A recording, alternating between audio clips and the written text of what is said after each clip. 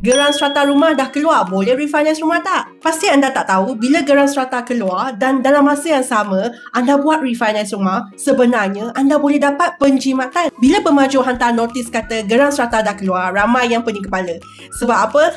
Yelah, sebab kena keluar duit banyak. Sebenarnya anda wajib tukar nama geran dari pemaju kepada nama anda dan buat gadaian semula ke bank.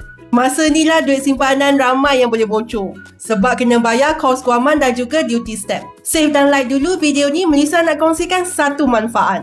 Biasanya masa beli dengan pemaju, rumah tu bawa master title. Bila geran strata keluar, anda kena buat dua benda. POT, Perfection of Transfer, dan POC, Perfection of Charge. Kalau ikut prosedur biasa, anda kena bayar untuk kedua-dua proses ini. Tapi kalau anda pilih untuk buat refinance rumah masa geran tengah keluar ni, anda boleh jimat banyak. Saya Melissa, kepakaran saya ialah bantu susunkan profil dan padankan anda dengan loan rumah yang sesuai.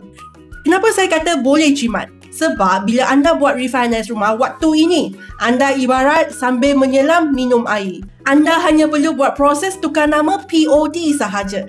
Tapi proses gadaian lama POC tu boleh skip terus. Sebab bank baru, bank yang anda refinance itu akan ambil alih proses gadaian tersebut. Jadi anda tak perlu bayar kos guaman dua kali untuk benda yang sama. Di situ sahaja dah ada penjimatan yang banyak. Jangan lupa follow Melissa untuk tips yang berguna.